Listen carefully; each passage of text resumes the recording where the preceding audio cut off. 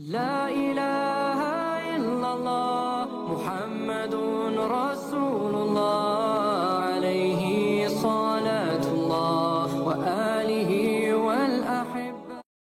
Assalamualaikum warahmatullahi wabarakatuh. Kisah ini disadur dari buku karya Utsman bin Hasan bin Ahmad Asy-Syakir Al-Kaubawi yang berjudul Duratun Nasihin, bab taubah dalam buku karya Saiful Hadi El-Suttam. Suatu hari Umar bin Khattab didatangin oleh seorang pemuda. Pemuda itu terlihat gusar dan ada yang membebani pikirannya. Assalamualaikum wahai Umar, kata pemuda itu memberikan salam. Waalaikumsalam warahmatullah, kemarilah anak muda, jawab Umar. Wahai Umar, saya ingin bertanya, apa pendapat Anda jika ada seorang yang berzina? Tanya pemuda itu. Jika dia sudah menikah, ia dihukum ranjam sampai mati.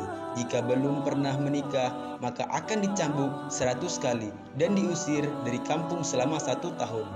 Jawab Umar. Bagaimana jika seorang itu menzinahi mayat dan ia masih perjaka? Tanya pemuda itu. Umar terdiam dan bulu kuduknya berdiri mendengar pertanyaan pemuda tersebut.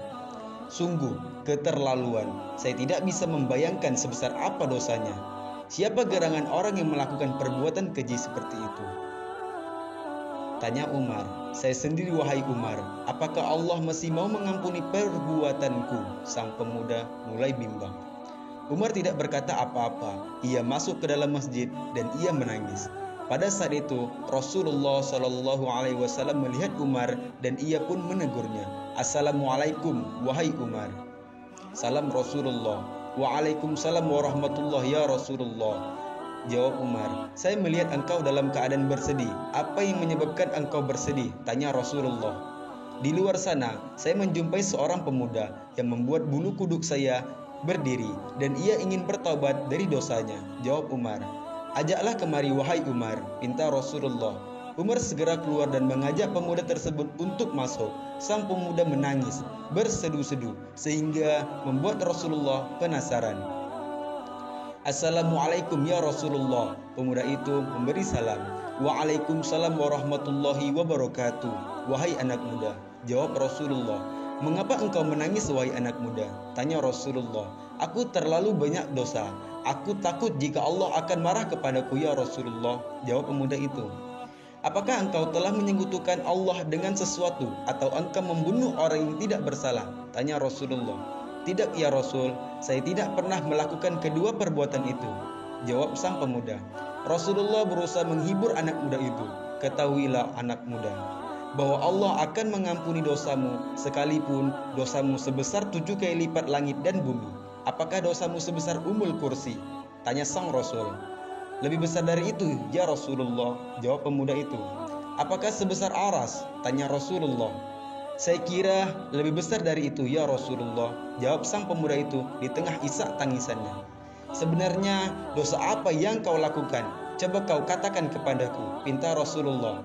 Sungguh saya malu untuk mengatakannya ya Rasulullah, jawab pemuda itu.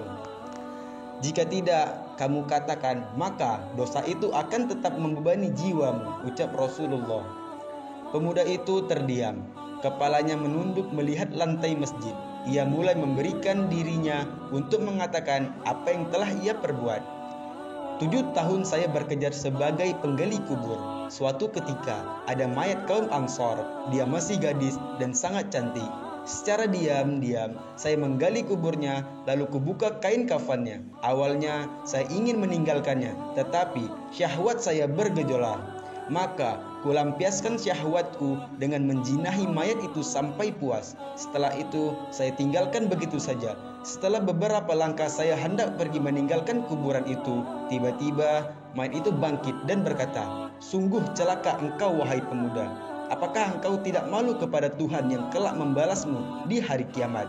Pada saat semua orang dituntut balas, engkau membiarkan aku dalam keadaan telanjang dan berhadas besar di hadapan Tuhanku.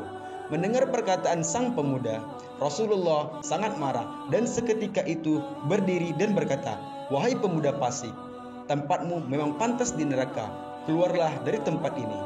Sang pemuda keluar dengan hati yang hancur dan jiwa tak bersemangat. Tak ada harapan baginya untuk mendapatkan pengampunan dari dosanya.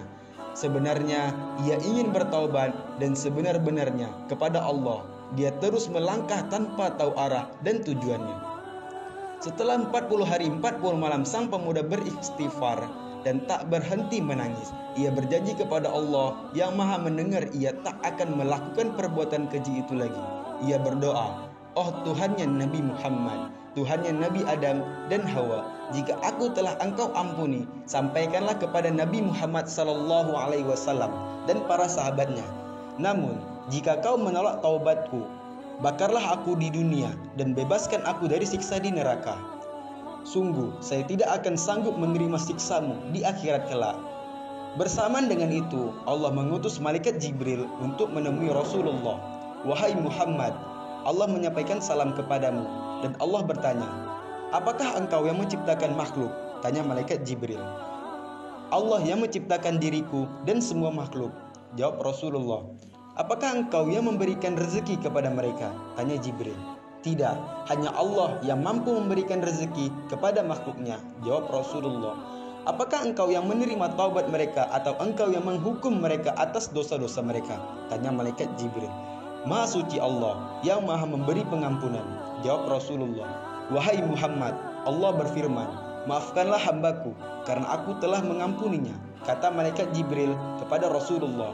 Rasulullah kemudian meninggalkan pemuda itu dan memberitahu kepadanya bahwa Allah telah mengampuni dosanya dan menerima taubatnya. Pelajaran yang dapat diambil, Allah Maha Pengampun. Seberapapun besar dosa kita tidak menyekutukan Allah dengan yang lain, maka Allah akan mengampuni dosa kita selama kita benar-benar bertobat kepadanya.